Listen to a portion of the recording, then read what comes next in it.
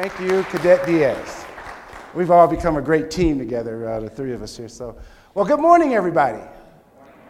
Okay, well, you know what? I know it's Friday, and the little weather and so forth. So actually, about 3 times the number of people here that I expected. So that's a good thing. Well, this is actually my second time here at the Air Force Academy, particularly speaking at this particular symposium. About 13 years ago, when I was still in uniform as the Master Chief Petty Officer of the Coast Guard, I came out to speak at one of these events, and it was a little different back then. Everything was done in the big auditorium in Arnold Hall, and we had, who knows how many maybe I think the whole cadet student body was in presence for that, but it was pretty interesting and to see how it has transformed over the years, and seeing the not just cadets, but also we're seeing outside interests from the civilian sector, other government agencies, and so forth. That really shows that this particular program has morphed into a very sensational type of a learning and an experience environment. And I, for one, have really enjoyed the experience part of this because I also sit in the audience at some of these other particular events that's going on and have learned an awful lot. So today I'm going to talk about defining leadership in C's, D's, R's, and P's, and we're going to talk a little bit more about that. But first of all, just about myself, and as Cadet Diaz had given a brief on my bio, what I'm currently doing now, I am Executive Director for an educational foundation, which focuses primarily on providing scholarships and grants in the area of science, technology, engineering, math. I live and work in the Washington, D.C. area, and it's been a really great experience for what I've been doing. And I also get to go out and speak and do some leadership type conferences as well. And prior to that, when I was retired from the Coast Guard in 2002, I was a professor at University of California, Berkeley for a couple years, and had a really, really great time there. So, with that said, as I talk a little bit about how I see the defining of leadership, I'm going to pretty much give you just a little background. I'm sure everybody probably has that, but next slide. So when we talk about leadership collectively, I think probably everybody has their own definition of leadership. I do, and you're going to hear my part of it primarily through the stories that I'm going to tell you. But I can't help but always looking back at what is the universal definition as defined in Webster's dictionary that gives sort of 3 very important key elements of what I'm going to be discussing a little bit more about. And I think the third part of what you see up here on the screen about the ability to affect human behavior so as to accomplish a mission or a task. It really is about inspiring people to do things. And some say, well, it's an art. It's a born type of trait to be able to be a good leader, and I disagree with that. I think that it's a learned effort, and I think that we all learn from experiences, we learn from mistakes, we learn from different other types of things. But and as I will explain that to you, you'll see how that's going to work. Next slide. So, in the world of Vince Patton, I have 6 areas to where I look at my definition of leadership, and these 6 areas. Actually 7, but 6 is what you'll see here. And the next slide, I'm going to show you 7. But development is what it's all about. It's that, we all learn through some form of development, either by how we emulate with people, how we see things that people do, and from other types of experience, from reading books, or whatever the case may be. And clearly, communication is a very key element, because the success of leadership rests with how you talk to people and what you hear from people as well. And then when we talk about vision, about looking forward, looking at goals and looking at focusing on the future and being able to define what we might think what that might be in terms of vision and defining our future and so forth. And collectively working together, you cannot be effective as a leader without the opportunity of working together. And clearly attitude. Attitude should have very well been the very first thing, is about how you are enthusiastic about what you are doing and how you're able to embrace others to make things happen. That's where I see that part of using that term about the inspirational part. And we all have that little sense of inspiration based on how important it is to us and what we want to do and how we want to do that. And character, it is about us. It's about our personal core values. You know, we have professional core values. You know, the Air Force, all the other military services have, companies and so forth, all have core values. It's a condition of employment. But what's your personal core values? What's your condition of experience, your condition of character, your own condition of employment as you see that? Next slide. And then there's this other area where I think it all comes together from those 6 elements. It's about mentoring. Soon I'm going to tell you some stories in terms of how I was mentored and how it has helped me in shaping my life, shaping the future and so forth. But that part of partnership, what I showed in the slide before, it really comes down to about mentoring others and how to be a mentor yourself and how to be mentored. Again, I go to Webster's Dictionary that gives that definition. Next slide. So my words of wisdom comes from pretty much Judge John Crosby from the 1800s, a Massachusetts judge who made it pretty clear about how mentoring is a brain to pick, an ear to listen, and to push in the right direction. So, next slide. And just stop. There you go. The old African proverb, it takes a village to raise a child. How many of you heard that? Yeah, many people heard it. There's even some people who have claimed that they said it and so forth, but it's an old African proverb that dates back probably during the years of slavery. But it is so true for me in terms of my personal story and how I got to be where I am today. As Cadet Diaz mentioned in my bio, I came from a large family of 9 brothers and sisters, 6 boys, 4 girls, adding me. We grew up in Detroit, Michigan, in the inner city part of Detroit, Michigan. First slide. These are my parents. My mother, Elizabeth Mary, maiden name Ellington, and yes, from the line of Duke Ellington, which was her second cousin. And my father, Thomas Carter Patton, often known as TC. And that's about the best smile on the pictures that I ever had of him. You know, my father was an interesting guy. He, when we were kids, and I think it was probably by his own amusement, by having so many doggone kids, that he would mess with us. And he messed with us in a lot of ways because he was a man of very, very few words. Like, for example, we would have a lottery, you know, among us kids. How many words would Dad say today?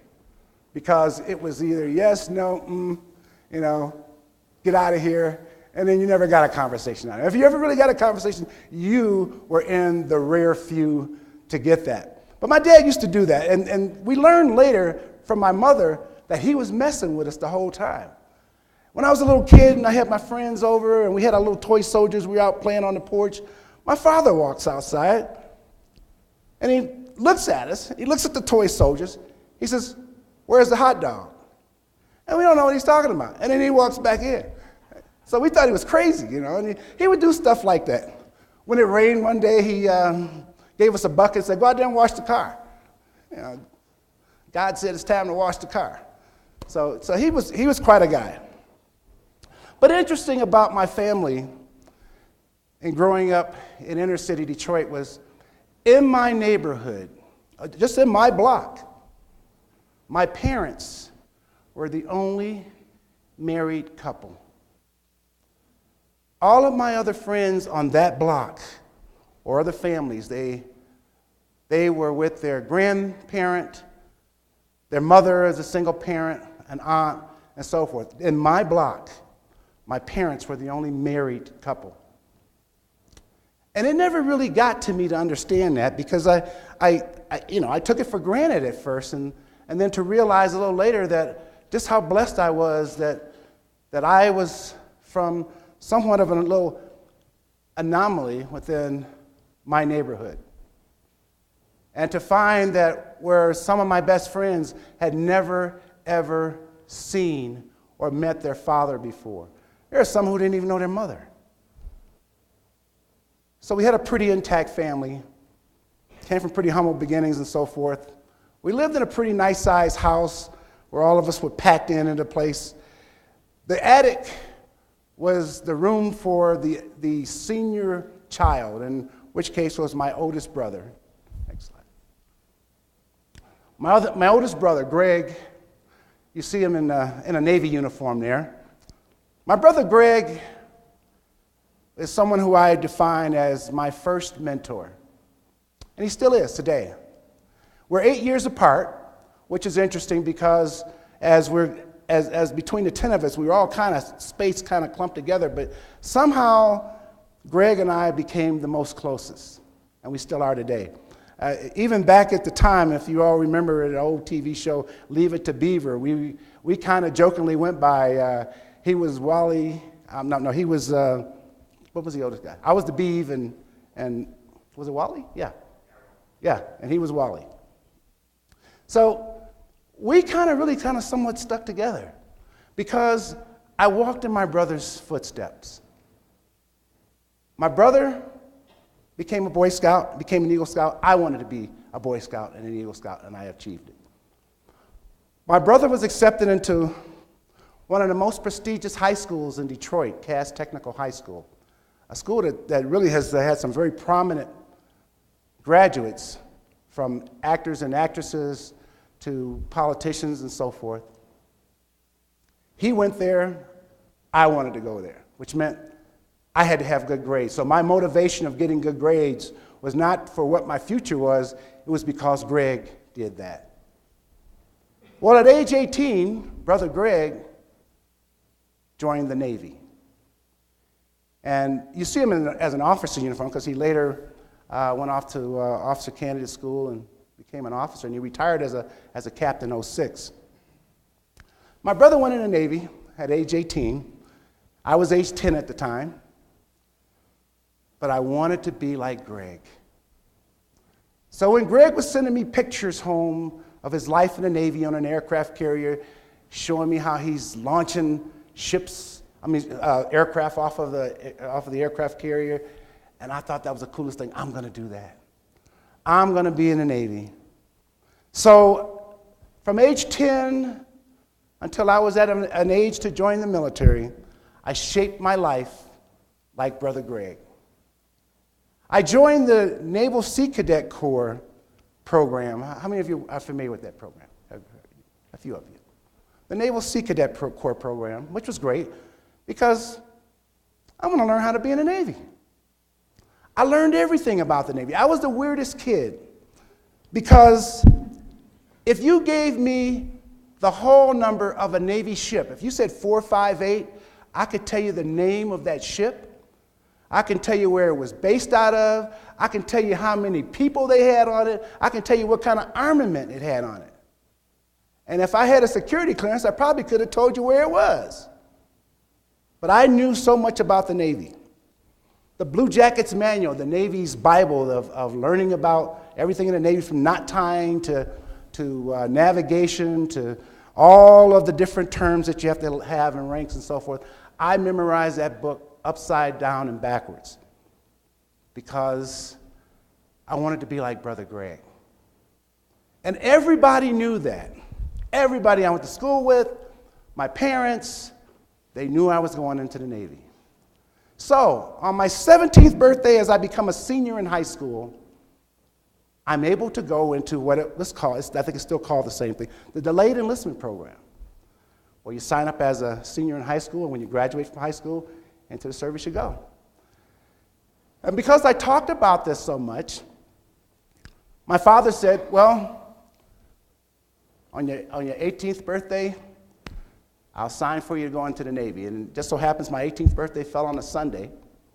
So the next morning, I'm so excited. I'm going to go join the Navy. I thought about skipping school that day, but I said, I'll stick it out. But 3:30, I was out the door from Cass Tech High School on 2nd Avenue, made a beeline toward downtown, which was where the closest Navy recruiting office was, the Federal Building. Walked in, signed where the recruiters were. It was a long, narrow hallway, and at the very end of the hallway sat a gentleman in a sailor suit, blue Navy uniform, sitting at his desk on the telephone. There he is. And I made a beeline for that office. Now, my father had gone down to the Navy earlier that Friday, told them that I was coming, did all the paperwork, told the recruiters, don't talk to this kid. You don't have to tell him anything about the Navy. He'll probably tell you more about the Navy than you ever will know. So just let him fill out his paperwork, set up when he's got to take his physical, and that's it. I had already taken my battery test, which was called the Navy battery test back then, while I was in the Naval Sea Cadet course. I didn't even take a test. All I had to do was go in, fill out the papers, get ready for my physical. So as I walk into the recruiting office, the gentleman sitting at the desk in the Navy uniform looks up at me with a smile and says, "I'll be right with you. Have a seat." So, just as I get ready to sit down, I look at the pictures on the wall. The ships are white, not gray. And it says Coast Guard on the ships. I walked into the wrong recruiting office. How could I do that? Well, you see, back in that time, the Coast Guard uniform was the same as the Navy uniform. The only difference was the hat, and the enlisted on the right sleeve had a shield, which was the old Treasury shield, which when the Coast Guard was founded under the Treasury Department. Well, you know what? I didn't pay attention to the shield on that guy sitting at his desk, and I didn't pay attention to the sign on the door. I just saw him in a sailor blue suit, and that's where I went. So, do I get up and turn around and walk out and go find a Navy recruiter? No, because you know what? Today is the day after my 17th birthday, and I want to be cool. So I'll listen to what this guy has to say, and then I'll go find a Navy recruiter. So anyway, he's on the phone, and he's talking to an applicant, and I'm nervous, so I get up, and I'm walking around, I'm looking at the pictures on the wall, and I come across some cool pictures. One of the recruiters served on an icebreaker. There's a picture of him in the South Pole, posing with penguins. I thought that was pretty cool. And then there was another picture showing all kinds of different Coast Guard action, you know, a helicopter hovering over, picking somebody up, and people in the water getting pulled out, two boats collided, and the Coast Guard's there, and all that. So there was some pretty cool pictures. And then I fixed myself onto a writing on the wall. It was a commendation to a unit citation for an award that one of the recruiters was stationed on a ship up in Alaska, where a cruiser, a cruise liner had run aground, caught on fire, 3,000 people on board, and the Coast Guard came out and saved the day. I was reading this thing like it was a novel, and I said, wow. And the recruiter, sitting at the desk on the phone, cups his hand over the phone, looks at me, and says, "I guarantee you'll have one of those in your first 4 years in the Coast Guard." Guess what? I'm going in the Coast Guard. After 7 years of wanting to be in the Navy, and I had everything about the Navy. In fact, the statutes of limitations have run out now, so I can admit that I stole those signs in front of the post office that says, "Fly Navy, go Navy, do this Navy," and all those other kinds of things. They were all plastered in my room because I was the oldest child at that time that I graduated to the attic where that room was plastered with Navy memorabilia. But I decided to go in the Coast Guard because of that excitement of what I saw. Well, very excited after getting everything I needed and running home. As soon as I come in the house, my father looks at me with a great sense of concern. He says, "Where were you?" I've been calling a Navy recruiter looking for you. And I got all my stuff in my hand, and I says, Dad, I'm going to join the Coast Guard. And I'm expecting him to be just as excited about it because for two reasons. One is the fact that he knew I was going to go in the Navy. He was going to sign for me to go in the Navy, so what else if I changed my mind? And secondly, my dad, who actually served in 3 wars, World War II, Korea, and Vietnam, serving both with the Army and the Army National Guard. He did 34 years of total service, retiring as a major. So he would be excited, right? No. That look without that smile, I'll never forget what it looked like. Just look at those lips and turn them upside down, and that's what Dad looked at me like. It was that look of, where's the hot dog, you know? So he gets up from his TC chair. We called it the TC chair because that was his chair. Not to his face, we didn't call him TC. And he goes into the dining room to the china cabinet. Now, see, my poor dad's man cave couldn't exist because of so many doggone kids in the house. So my mother relegated his man cave life to the drawer in the china cabinet. So in there he had all of his stuff, his reading material that we weren't supposed to look at, and the belt. And I thought he was going in to pull the belt out. I thought, oh God, what's wrong with this man? I'm still thinking he's messing with me. Now, I remember I was telling you a story how he always messes with me, and I'm waiting for him to finally just break into that smile and say, oh, congratulations, you know. But he pulls out a road atlas. A road atlas. He slams it on the dining room table. He said, come here. And he flips it open to the state of Maine. And he starts pointing to little towns. He says, what's that? I said, Booth Bay Harbor. And then he points again, what's that? I said, Portland. And then he flips over to Oregon. He says, what's that? I said, Coos Bay. What's that? I said, North Bend. Then he flips to Michigan. And he starts showing me all these little towns. I still haven't a clue what this man's talking about. Still waiting on him to tell me, ha, you know. So then my dad says, son, you better think about this. Because all those little towns I just showed you, the Coast Guard is located in every one of those little towns. And you could be stationed there. Okay. What does that mean?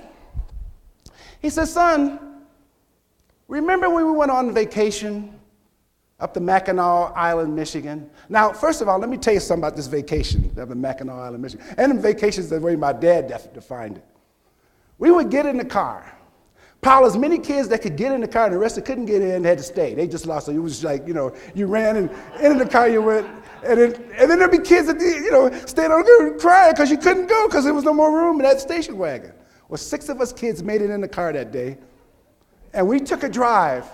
We took a drive up to, you know, straight up 75, I-75, and we went and we stopped at this little spot just before you cross the Mackinac Island Bridge. If any of you have a visual of how the state of Michigan looked, you know it's 2-part, upper, lower peninsula. So we stopped. We thought just to stop and take a picture and look at the bridge and all that. We get out of the car. My dad goes over and says, that's Mackinac Island. Well, he says, wow, that's great. We're going to go over there. He says, no, we're going home. So his definition, we get in the car, we drive somewhere, we get to where we have to go, look, go home. But his definition was, we went to Mackinac Island.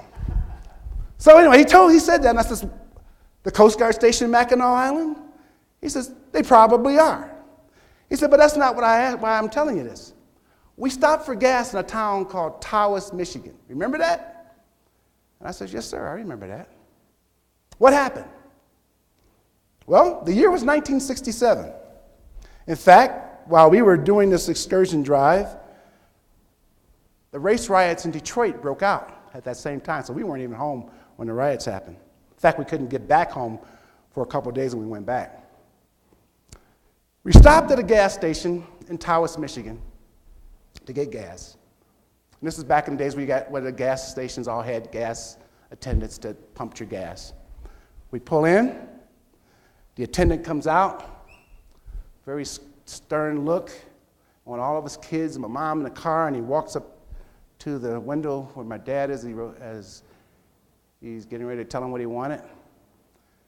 And the gas station attendant tells my father, a man who had, at that time, had served in 2 wars and served his country, the gas station attendant, who was about close to half my dad's age, said, "Get out of here, nigger.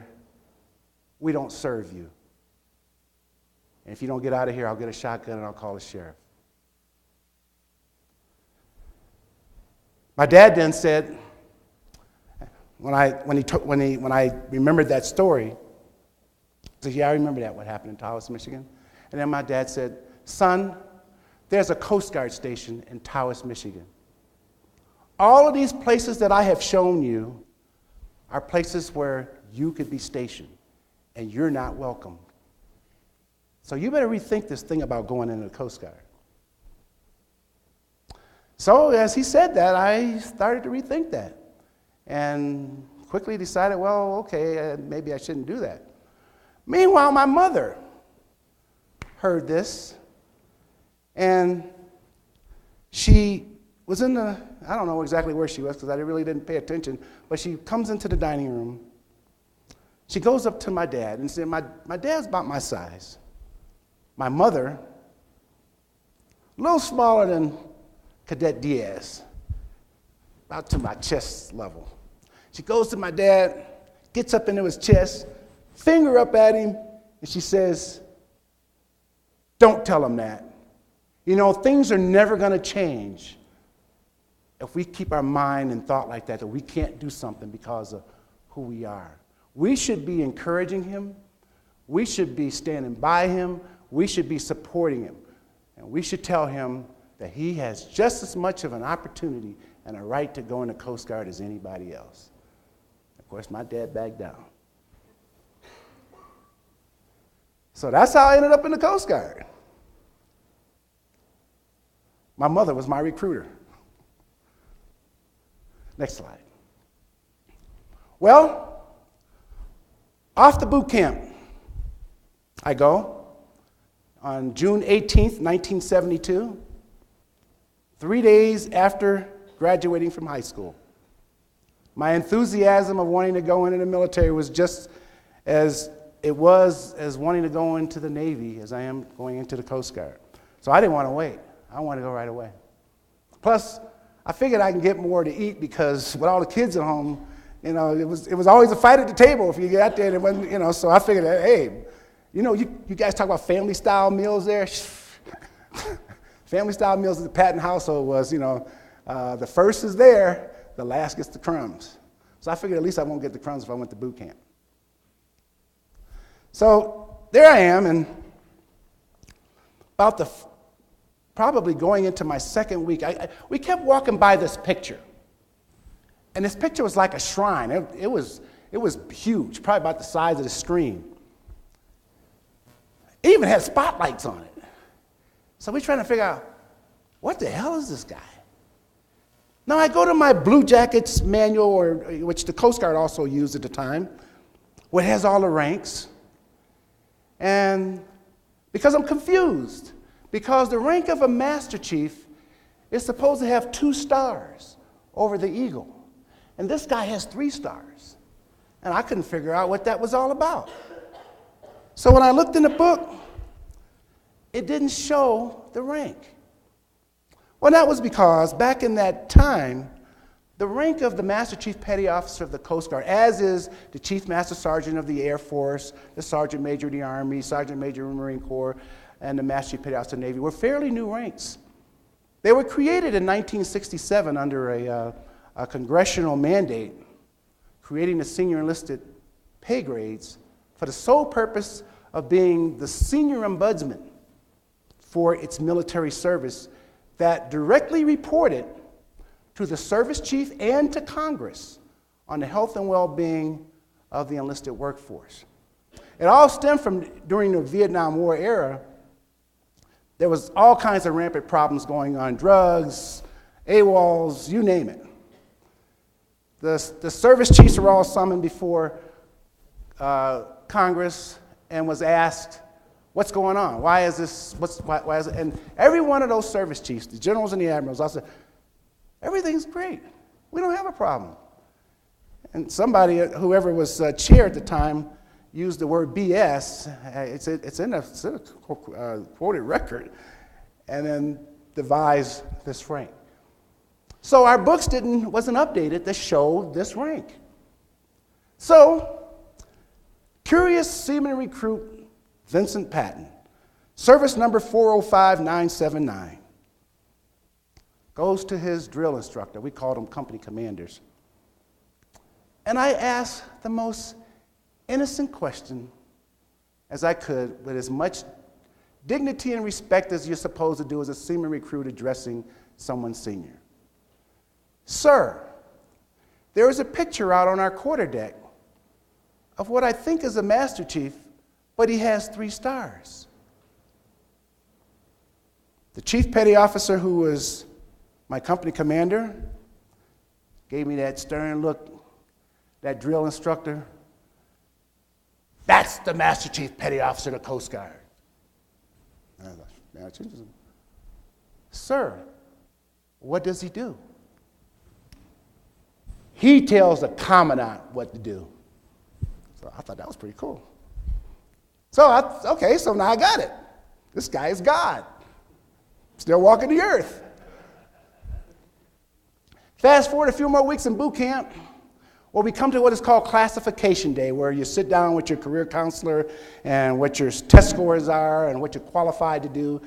And so, innocently, seaman recruit Vincent Patton, 405979, asked his career counselor, pay grade E5, what school do I go to become the Master Chief Petty Officer of the Coast Guard?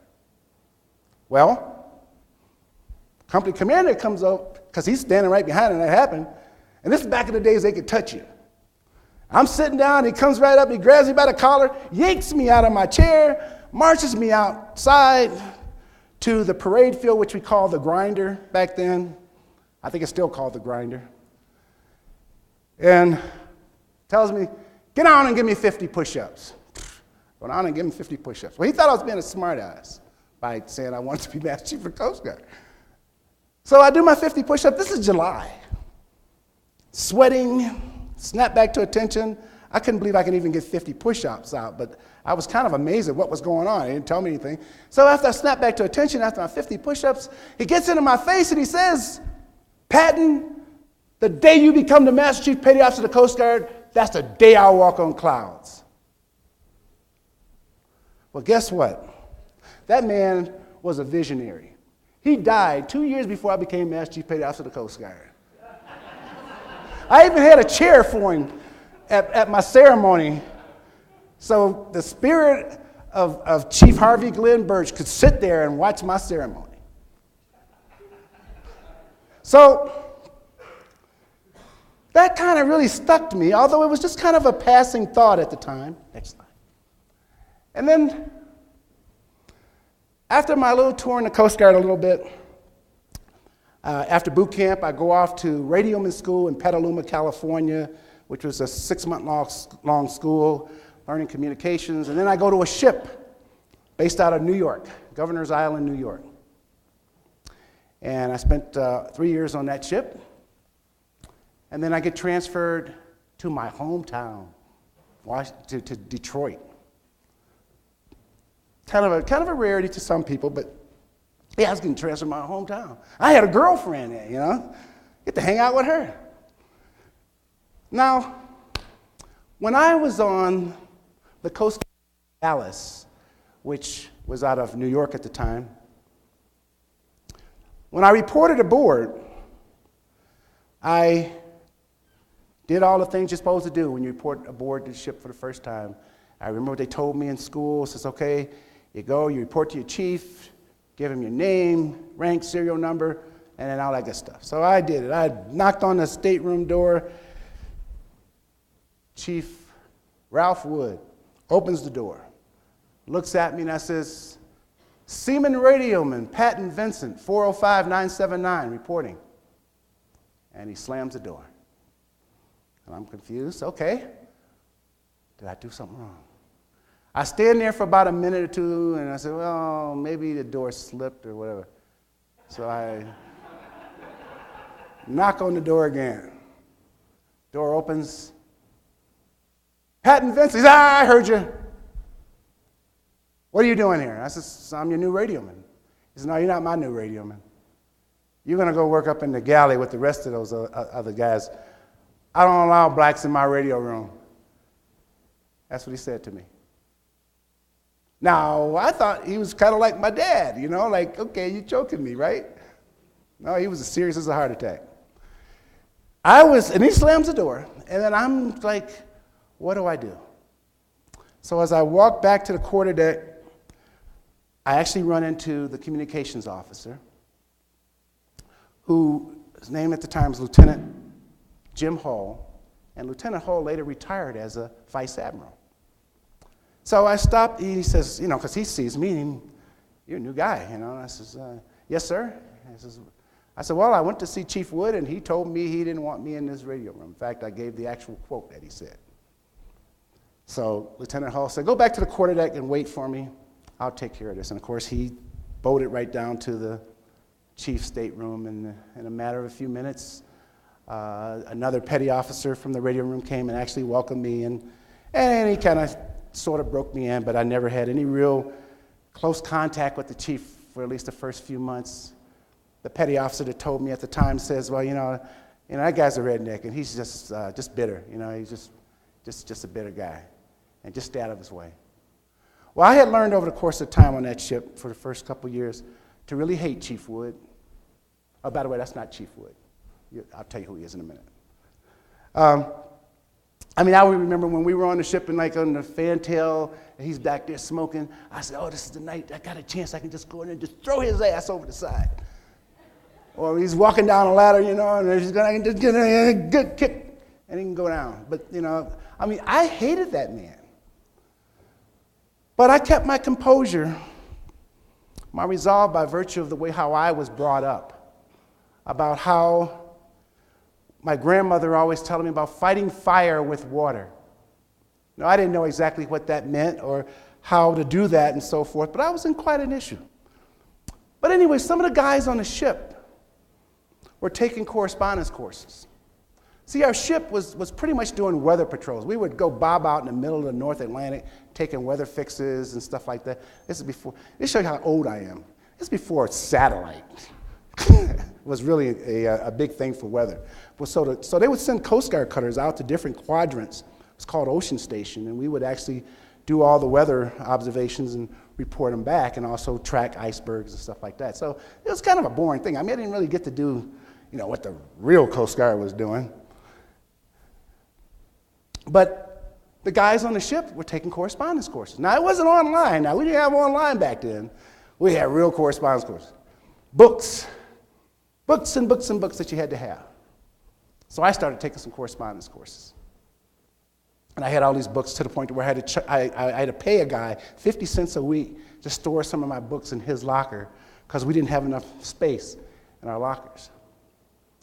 But Lieutenant Hall decided to make a big deal out of Seaman Radioman, later Radioman Third Class Patton. Because every time I did a course and completed it, he made a big deal in morning muster.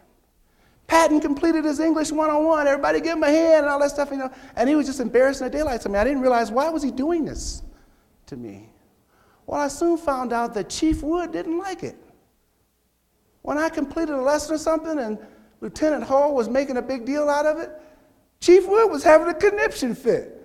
He took his hat off once and threw it down because he saw what was going on. So that became my motivation to take all kinds of correspondence courses that I wanted. It was to piss off Chief Wood, and I was having a good time doing it. I had no idea what I was studying. I was doing all kinds of stuff. I was taking history, I was taking Spanish, I was taking all kinds of stuff. Taking the CLEP exams and so forth. So when I get transferred, from the Coast Guard cutter Dallas, to Coast Guard Air Station Detroit, Michigan, which was actually located, still is, located, that was what was then called Selfridge Air National Guard, well, it was Selfridge Air Force Base, now it's Selfridge Air National Guard Base. It's on an Air Force Base. So I report in.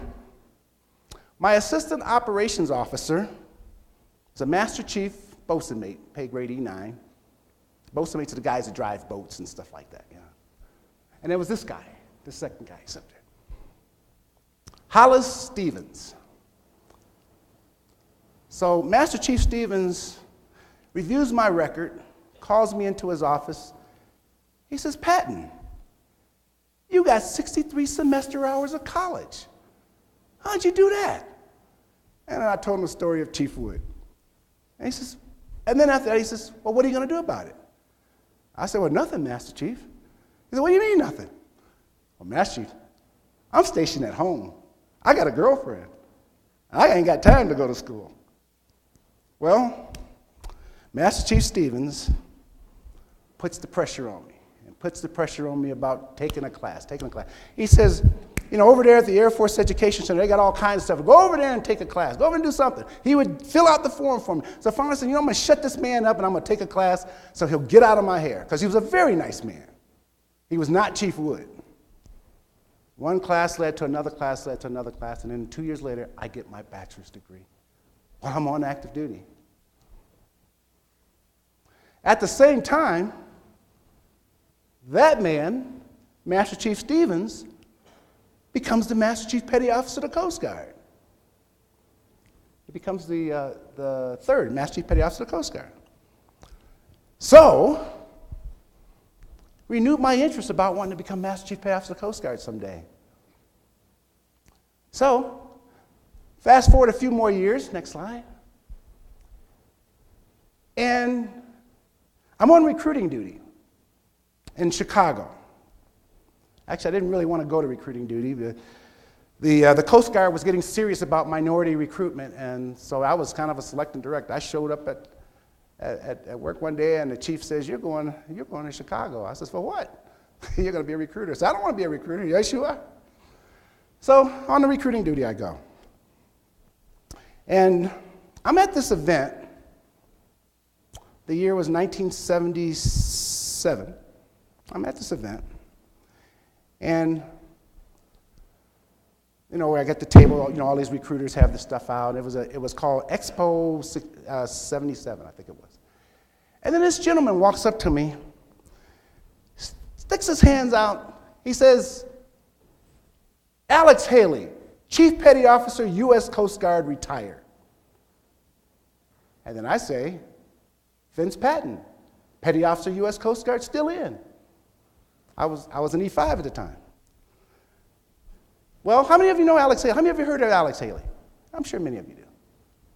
One of the most prolific writers of all time, who actually got his start as a writer when he was in the Coast Guard. He retired in 1959, and then he went on to do all kinds of different things and so forth. Well, anyway, I didn't know who he was.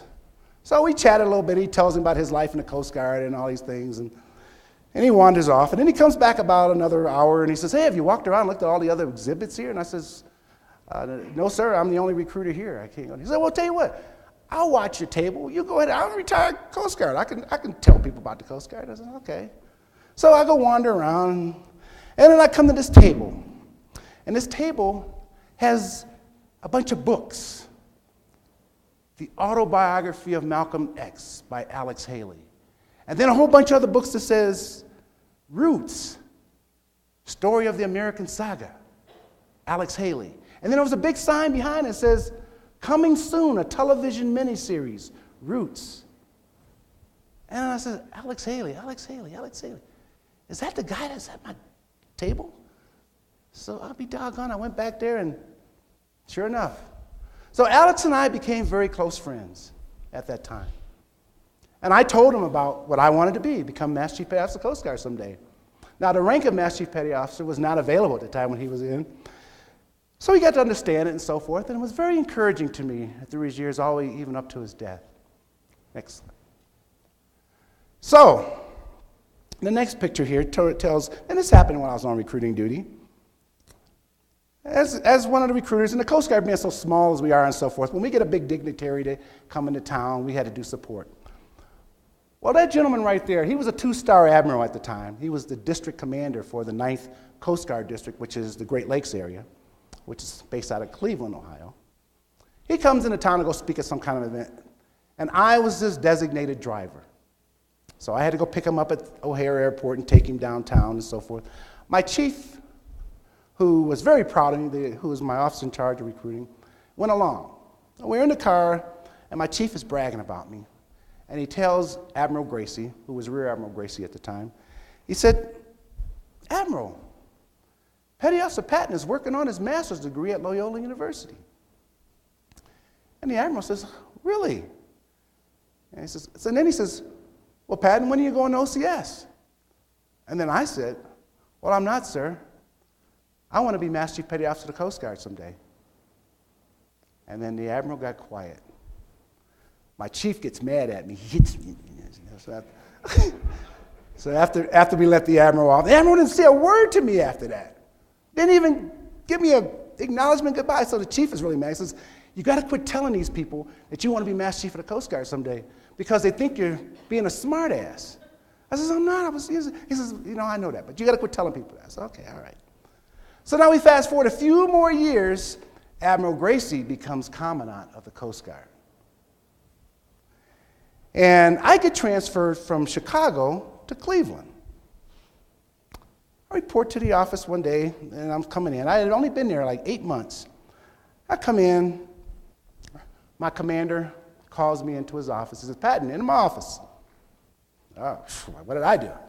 Come in and sit down, and he says, No, sit at my desk." I said, "At your desk?" "Yeah, you're going to get a phone call."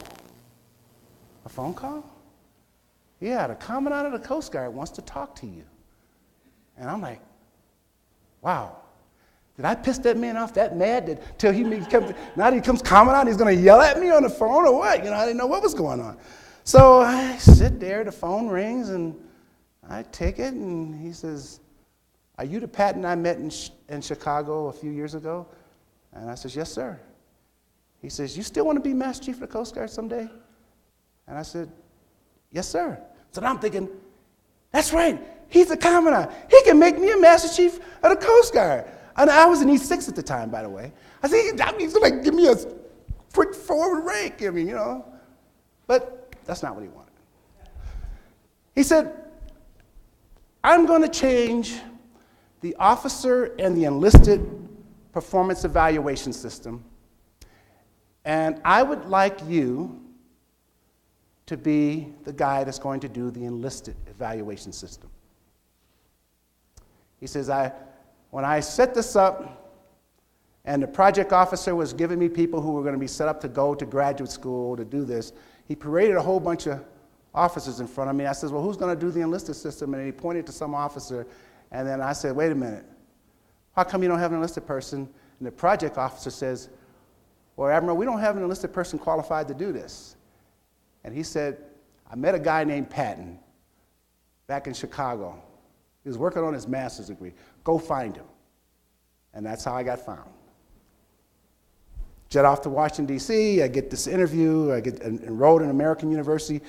Make history, actually, as the first enlisted person of any military service to be selected to graduate school, a full-fledged graduate school program. And, the rest is kind of sort of a little bit of history by that point. The next slide. Which, at my graduation, the chief of personnel is the admiral there standing there handing me my diploma in 1984. Next. So to round out my village is the gentleman who I served proudly with during my tenure as Master Chief Petty Officer of the Coast Guard. Jim Loy was the Commandant of the Coast Guard at the time. He and I actually have crossed paths many times during the course of my career. First meeting him when he was a commander. He was head of the Officer Candidate School program, and I had interviewed him when I was working on my dissertation. And I remember, and I asked him about leadership, and I asked him about focusing on how people are to be evaluated. So a lot of the things that you have seen that I showed very earlier was products from one of my biggest mentors, Admiral Jim Lloyd. He also had written a very nice book along with Don Phillips. It's called Character in Action. And it's the story of how he took a bunch of Coast Guard scenarios of what happened during 9/11 and how we rose to the occasion, which is being such a tiny service, to be responsible for evacuating New York on 9/11. That was the Coast Guard's primary mission during 9/11 at the time. So that's my village. And there's other people in there too. I could give you 10 hours worth of discussion on it, but these were the people who principally touched my life and got me to where I am today, that made it for me. Next slide. So, in this story I told you, it kind of summarizes into, well, what does it take? You know, I talk about core values. I talk about the impact of how personal values are very important and how you intermingle them into professional core values and so forth. Well, it's about developing your own sense of core values. What are you? What do you have? What makes you do things what is your mission in life? I mean, do you want to be the chief of staff of the Air Force? You want to be the president? Whatever, be it small, large, middle, or in between. What do you want to do? And how well do you work with others in valuing them and recognizing that mentoring is the key? That it's very, very important that you got to lock on to somebody, or when somebody locks on to you, pay attention to them. You know, I was a knucklehead for a while, and God bless the fact that there were people that just stayed on me. Hollis Stevens could have just given up on me, and that would have probably been the end of it, as well as other people. But they didn't. And then importantly is, you got to have a theme song. You know, I don't mean about the song and the music and so forth, although, you know, my theme song is Shaft. Just the beat of it itself gets me going. But it's about a theme song about you, about who you are and what you are. And that's where the C's, D's, R's, and P's are all about for me. That's my theme song. Next slide. So what are they? What do they mean for me? And just how important those personal values are. And so what you see as they're thrown up here, we're all in my story. They're all intermingled into commitment, courage, and confidence, determination, dedication, and discipline, respect, responsibility, and resolve, and, of course, people, passion, and performance. Every one of those things all tied in my story that define my theme song. And I always like to use at least the one part of that theme song. Next slide. And that's the importance of, during my 10 years as Master Chief of the Coast Guard, people, passion, and performance were very important to me. And people were pretty much defined as what you see up there. I mean, it's very important from a leader's standpoint, correct? We do need to understand about our people and understand that they are our greatest assets. You got to treat them well and make it happen. Next slide. Passion. It's our sense of belonging. That's where that part about having that enthusiasm about how to build that inspiration about one another to get there. That's what the passion is all about. Your passion of wanting to do things. And also confidence. And sharing your confidence with others to get there. Next slide. And finally, performance. You know, it's pretty simple. Prepare well so you can perform well. Or even more so, prepare your people well so they can perform well. Of course, we know that the other part of performance is about doing good things and so forth. But the other part of performance is have yourself a plan and execute it.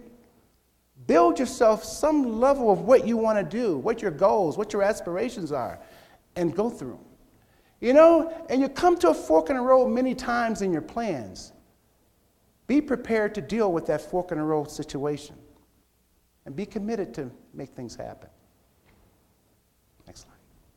So I'm going to leave you with some fonts of wisdom. You know, I'm a Facebook hound.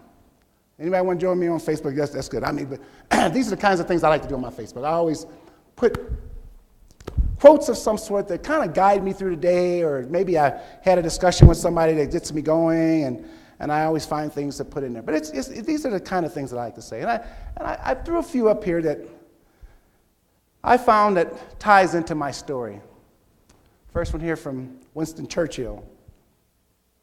We make a living by what we get, and we make a life by what we give.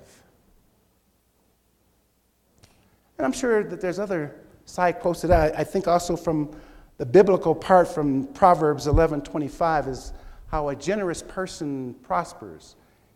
He who refreshes others refreshes himself. Next one. Or from what Dr. Maya Angelou has said. Learning that people will forget what you said, people will forget what you did, but people will never forget how you made them feel.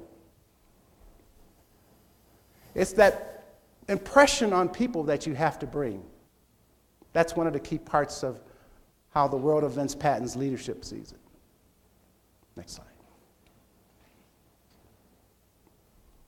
And probably some, in fact, I have this particular quote framed, and it's at the front stand by my front door at home, and it used to be hanging up in my office during my tenure as Master Chief of the Coast Guard.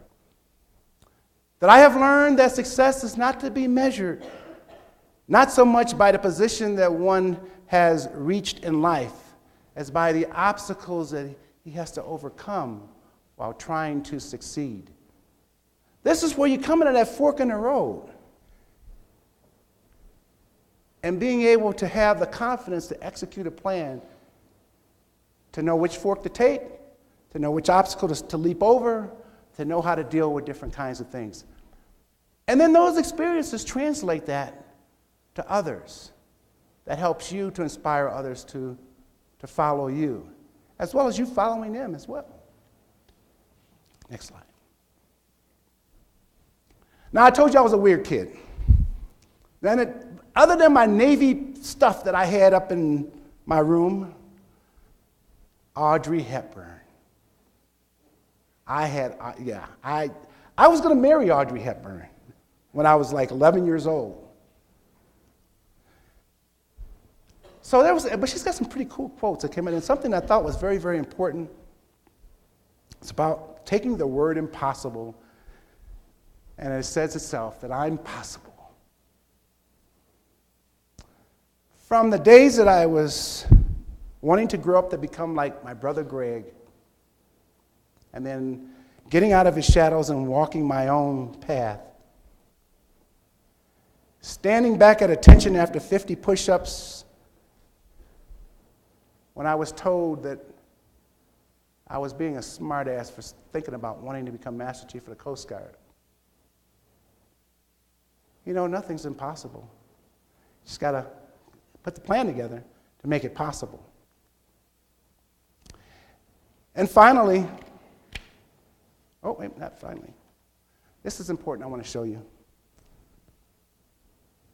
What you see is an autographed picture from Alex Haley. He gave it to me in 1989 when I made Senior Chief, which is pay grade E8. You want to think that's a pretty cool keepsake? And if you can't read that, it simply says, for Senior Chief Vince Patton, good luck in your pursuit of your ultimate U.S. Coast Guard goal to become the Master Chief Petty Officer of the Coast Guard. When Alex gave that to me, it truly meant a lot. Because I was going through obstacles during that time, coming to my forks in the road and recognizing that, well, you know, people that told me that's a little stupid to come up with an idea that you wanted to someday become a position that only one person gets picked to do, when Alex gave that to me, it all kind of came into play. And it remains as one of my most prized possessions that I ever have, next to the pictures of my parents. And finally, this is about goals. This is about living through them, and this is about leadership from a personal aspect to leadership from outside of that. But if you don't set a plan, if you don't set goals about what you want to do and be, then it is a tragedy. Dr. Benjamin Mays said it best about the tragedy of life doesn't lie not in reaching your goal. The tragedy lies in having any goals to reach. And it's not just your goals, it's the people who you are responsible for goals and making sure that they're guided correctly.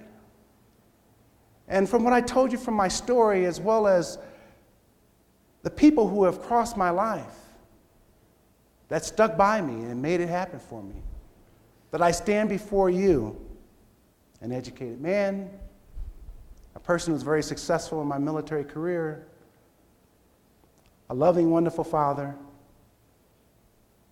and somebody who loves life itself. That it was my village that made that happen. So think about your village and how it can make it happen for you. Well, that's my story, and I'm sticking to it. So anyone, how much time I got for questions? 10 minutes. 10 minutes, okay, good. I'm right on time there. So any questions? The spotlight is on me. I'd never been to jail, so I haven't quite figured out, when they throw those lights on. When you say you're from Detroit, the first thing that everybody comes is, all right, well, what did you do time for? Any questions? Anybody got any questions? I can't see from up that way. It is, okay, all right. Everybody's awake. That's a good thing. So, all right, well, listen. I thank you all for the opportunity to talk to you. And if you want to contact me, please feel free. You can get me on Facebook, Vince Patton, easy to find. I know there's like 100 Vince Pattons, but you know it's me. Or you can reach me through my email address, which is very easy. It's vpatton@afcea.org. vpatton@afcea.org. God bless you all, and thank you very much.